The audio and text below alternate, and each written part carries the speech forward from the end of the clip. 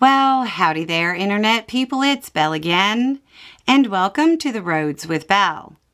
Today, we're going down the roads to your July questions, mainly because it's a busy week and I didn't have time to pull together a deep dive on a topic, which is what we normally do on Thursday.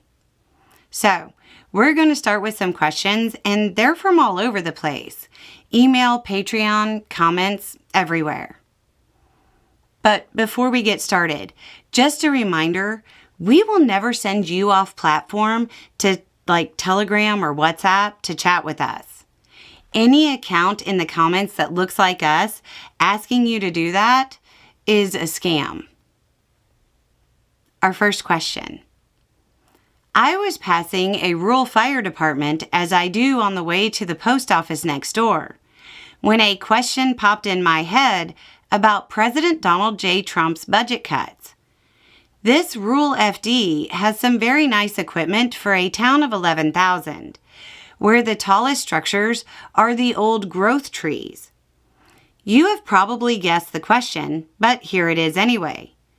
Will or have the President Donald J. Trump budget cuts, proposed or enacted, impact first responders in rural areas?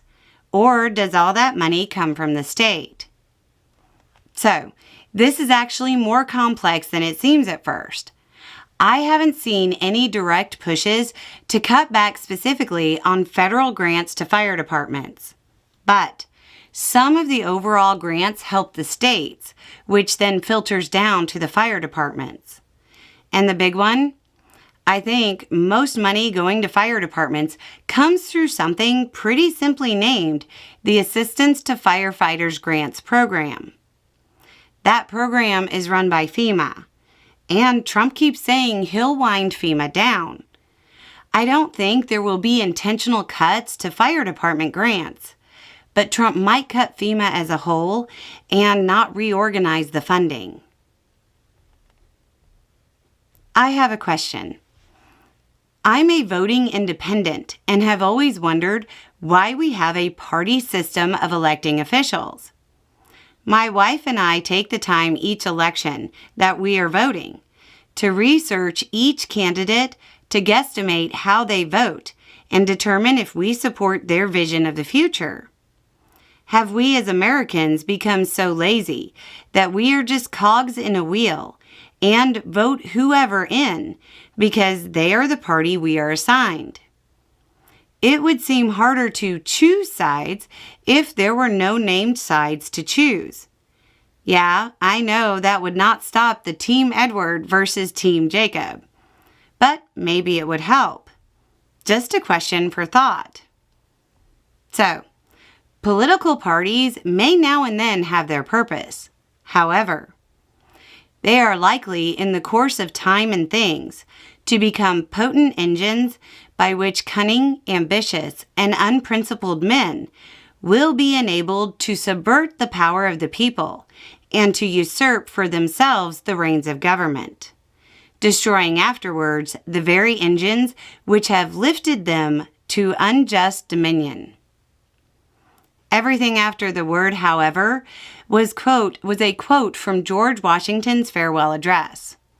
George was pretty with it on this issue. I'm partway through this weekend's Roads Not Taken, and the question about channel history and future possibilities has me wondering, have you all talked about the idea of doing what some of the other content creators seem to be doing these days? Forming a media network and helping others get their start by platforming them under that network. I don't know if I would be in favor of it or not, to be honest, but I'm curious if you all have considered it, and if so, where the crew stands on it.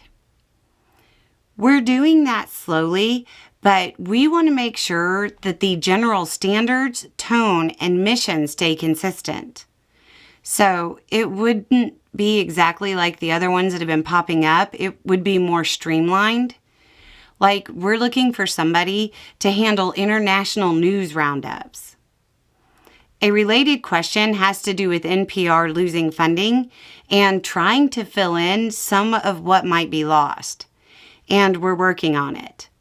We started working on that when CNN started looking at paywalls. Hi, Belle.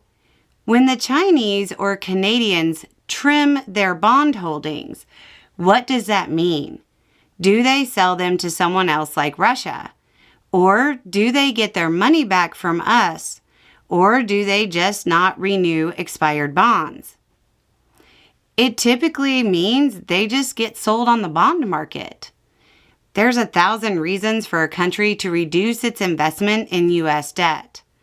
Right now, it's probably pretty simple. They don't see the U.S. as a good investment. Beef prices are through the roof. Do that economic thing where you tell us it'll be okay and they'll come down soon. It's a convergence of a whole bunch of things hitting at once. And no, it looks like there will be upward price pressure for a while. The Wall Street Journal seems like they're being very brave, publishing things that they know Trump will definitely not like. Are they just doing a calculation that they'll make more money out of a good controversy? Or do they have a moral backbone here? I think they just thought they had a good story. One better than it really was, to be honest. So they published it.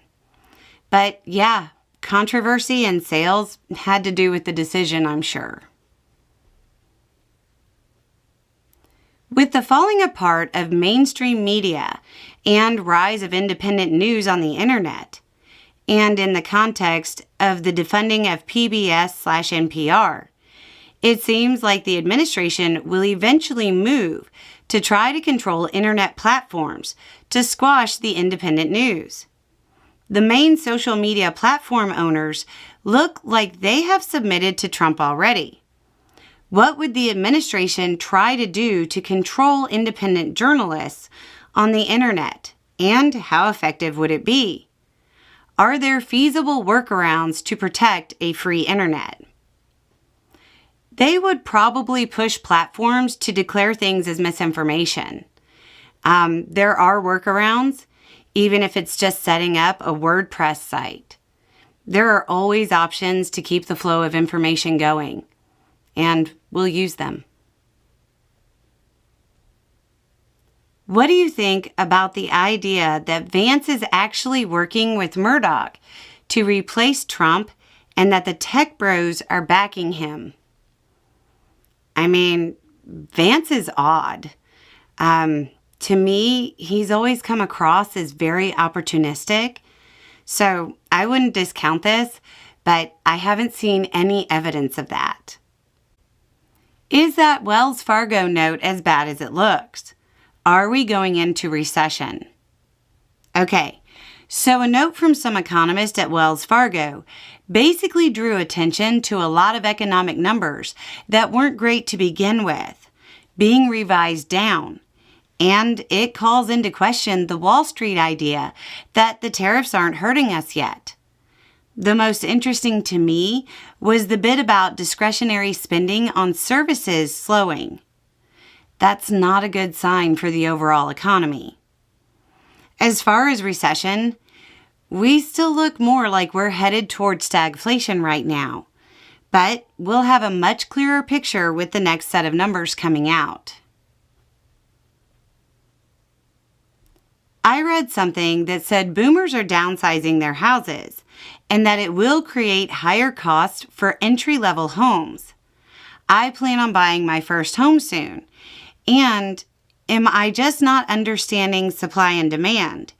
But I don't understand the economics that say boomers selling their bigger house in large numbers won't push bigger houses' costs down. Won't that drop the price on smaller houses too? It should, yes. Housing prices are falling in a whole lot of places, and some people are looking for any cope that will push the prices back up. if boomers sell their big houses as a trend, larger houses will have more supply on the market, and the prices will go down. That should push the prices of smaller homes down as well, because who's going to pay $416,000 for a 1,500 square foot house when they can buy a 2,500 square foot house? I said 416 because that was the median price last quarter. Did you know you have a community section? It's like Facebook for your channel. Cool, isn't it? I'm really glad that y'all are liking it and using it. So, there you go. A little more information, a little more context, and having the right information will make all the difference. Y'all have a good day.